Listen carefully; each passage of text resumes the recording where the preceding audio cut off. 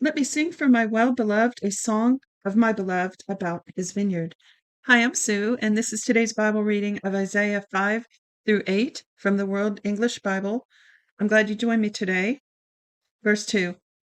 My beloved had a vineyard on a very fruitful hill. He dug it up, gathered out its stones, planted it with the choicest vine, built a tower in the middle of it, and also cut out a winepress therein.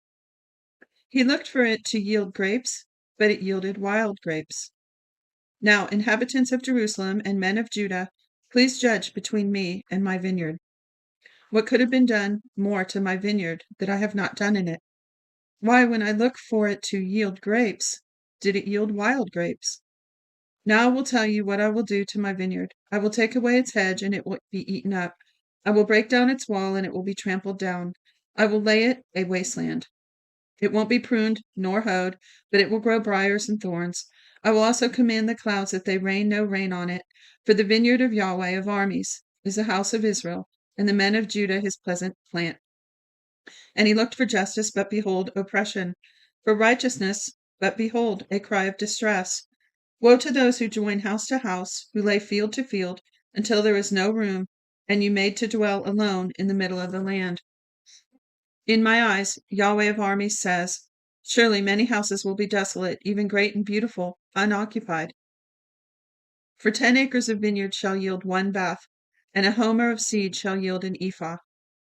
Woe to those who rise up early in the morning, that they may follow strong drink, who stay late into the night until wine inflames them. The harp, lyre, tambourine, and flute, with wine, are at their feasts, but they don't respect the work of Yahweh, neither have they considered the operation of his hands. Therefore my people go into captivity for lack of knowledge. Excuse me, I didn't read that right. Therefore my people go into captivity for lack of knowledge. Their honorable men are famished, and their multitudes are parched with thirst. Therefore Sheol has enlarged its desire and opened its mouth without measure. And their glory, their multitude, their pomp, and he who rejoices among them descend into it. So man is brought low, mankind is humbled, and the eyes of the arrogant ones are humbled.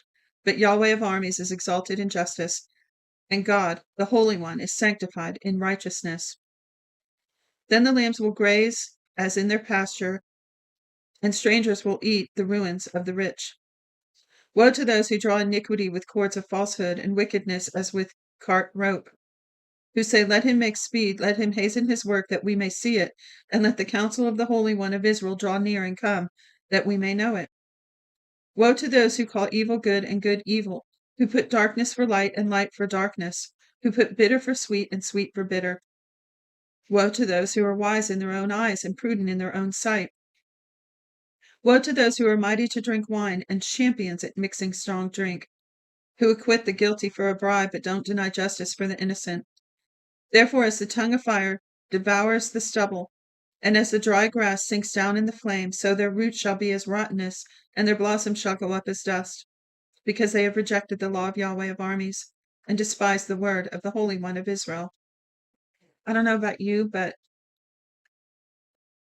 I have people that I love coming before my eyes when I read this. Ones who don't acknowledge God, some who have some of the practices listed here, and just they're blind to who God is and their love for for his love for them. And this is how I was years ago before I came to know the Lord. I had no knowledge of him, no respect for him, no use for him. Verse 25. Therefore Yahweh's anger burns against his people, and he has stretched out his hand against them, and has struck them. The mountains tremble, and their dead bodies are as refuse in the middle of the streets. For all this his anger is not turned away, but his hand is still stretched out. He will lift up a banner to the nations from afar, and he will whistle for them from the end of the earth. Behold, they will come speedily and swiftly. No one shall be weary nor stumble among them. No one shall slumber and sleep. Neither shall the belt of their waist be untied, nor the strap of their sandals be broken. Whose arrows are sharp, and all their bows bent. Their horses' hoofs will be like flint, and their wheels like a whirlwind. Their roaring will be like a lioness. They will roar like young lions. Yes, they shall roar and seize their prey and carry it off. And there will be no one to deliver. They will roar against them in that day like the roaring of the sea. If one looks to the land, behold, darkness and distress.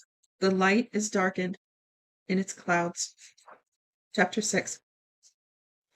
In the year that Uzziah died, I saw the Lord sitting on a throne high and lifted up, and his train filled the temple. Above him stood the seraphim. Each one had 6 wings. With 2 he covered his face, with 2 he covered his feet, with 2 he flew. One called to another and said, Holy, holy, holy is Yahweh of armies. The whole earth is full of his glory. The foundations of the threshold shook at the voice of him who called, and the house was filled with smoke.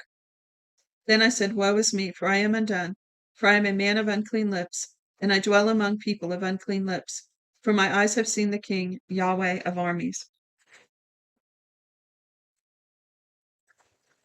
Then one of the seraphim flew to me, having a live coal in his hand, which he had taken with the tongs from off the altar. So I used to think this was a vision. Now I believe he was actually there at the throne of God in heaven. So again, then one of the seraphim flew to me, having a live coal in his hand, which he had taken with the tongs from off the altar. He touched my mouth with it and said, Behold, this has touched your lips, and your iniquity is taken away, and your sin forgiven. I heard the Lord's voice saying, Whom shall I send, and who will go for us? Then I said, Here I am, send me. He said, Go and tell this people, you hear indeed, but you don't understand, and you see indeed, but you don't perceive. Make the heart of this people fat. Make their ears heavy, and shut their eyes, lest they see with their eyes, and hear with their ears, and understand with their heart, and turn again and be healed. Then I said, Lord, how long? He answered, Until cities are waste without inhabitant, and houses without man, and the land becomes utterly waste. And Yahweh has removed men far away, and the forsaken places are within the land. If there is a tenth left in it, that also will be turned that also will in turn be consumed as a terebinth and as an oak, whose stalk remains when they are felled, so the holy seed in its stalk. Chapter 7. Boy, that's a powerful chapter, that Isaiah 6. Chapter 7, verse 1. Excuse me. In the days of Ahaz, son of Jotham, son of Uzziah, king of Judah, Rezin the king of Syria, and Pekah the son of Remaliah, king of Israel, went up to Jerusalem to war against it, but could not prevail against it. So here, now we're into the days. Now, the last chapter was when Uzziah died. Now we're into when his son is ruling. So, probably not too much later. So it says, David's house was told, Syria is allied with Ephraim. His heart trembled, and the heart of the people, as the trees of the forest tremble with the wind. Then Yahweh said to Isaiah, Go out now to meet Ahaz, you and Shear-Jashub, your son, at the end of the conduit of the upper pool, on the highway of the fuller's field. Tell him, be careful and keep calm. Don't be afraid, neither let your heart be faint, because of these 2 tales of smoking torches, for the fierce anger of Rezin and Syria, and of the son of Remaliah. Because Syria, Ephraim, and the son of Remaliah have plotted evil against you, saying, Let's go up against Judah and tear it apart, and let's divide it among ourselves and set up a king within it, even the son of Tabeel. This is what the Lord Yahweh says. It shall not stand, neither shall it happen, for the head of Syria is Damascus, and the head of Damascus is Rezin, and within 65 years Ephraim shall be broken in pieces, so that it shall not be a people. And the head of Ephraim is Samaria, and the head of Samaria is Remaliah's son. If you will not believe, surely you shall not be established. Yahweh spoke again to Ahaz, saying, Ask a sign of Yahweh your God. Ask it either in the depth or in the height above. But Ahaz said, I will not ask, neither will I tempt Yahweh. He said, Listen now, house of David. Is it not enough for you to try the patience of men, that you will try the patience of my God also? Therefore the Lord himself will give you a sign. Behold, the virgin will conceive and bear a son, and shall call his name Emmanuel. He shall eat butter and honey when he knows to refuse the evil and choose the good. For before the child knows to refuse the evil and choose the good, the land whose 2 kings you abhor shall be forsaken. Yahweh will bring on you, on your people, and on your father's house days that have not come from this day that Ephraim departed from Judah, even the king of Assyria.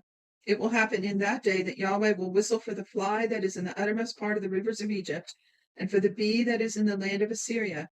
They shall come and shall rest in desolate valleys in the cleft of the rocks, on all thorn hedges and on all pastures. In that day the Lord will shave with a razor that is hired in the parts beyond the river, even with the king of Assyria, the head and the hair of the feet, and shall also consume the beard. It shall happen in that day that a man shall keep alive a young cow and 2 sheep, and it shall happen that because of the abundance of milk which they shall give, he shall eat butter, for every one will eat butter and honey that is left within the land. It will happen in that day that every place where there were 1,000 vines at 1,000 silver shekels shall be briars and thorns.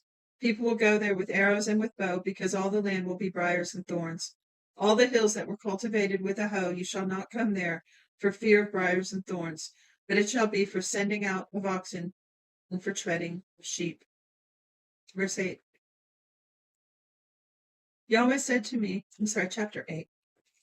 Yahweh said to me, take a large tablet and write on it with a man's pen, for Mahir Shahal Hashbaz, and I will take for myself faithful witness to testify, Uriah the priest and Zechariah the son of Jeberechiah. I went to the prophetess, and she conceived and bore a son.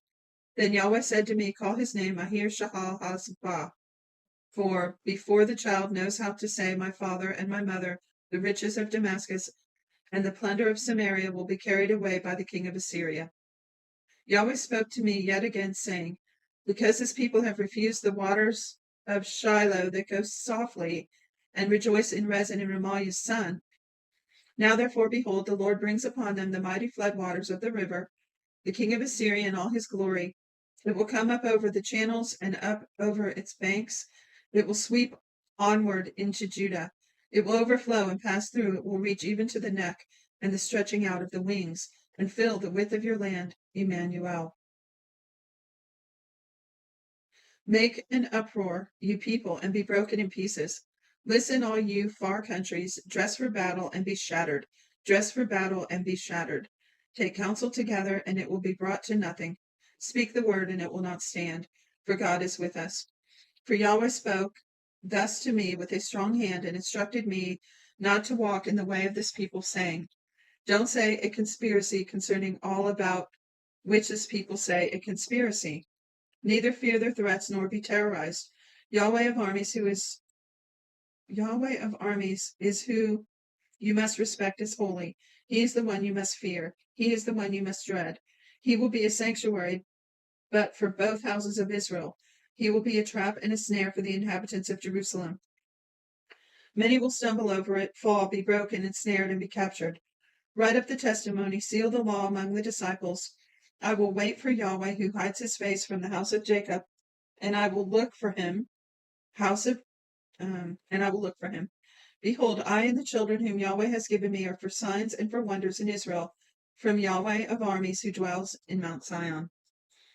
When they tell you, consult with those who have familiar spirits and with wizards who chirp and who mutter, shouldn't a people consult with their God? Should they consult with the dead on behalf of the living? Turn to the law and to the testimony. If they don't speak according to this word, surely there is no mourning for them. They will pass through it, very distressed and hungry, and it will happen that when they are hungry, they will worry and curse their king and by their God. It's a strange one. Curse their king and by BY their God.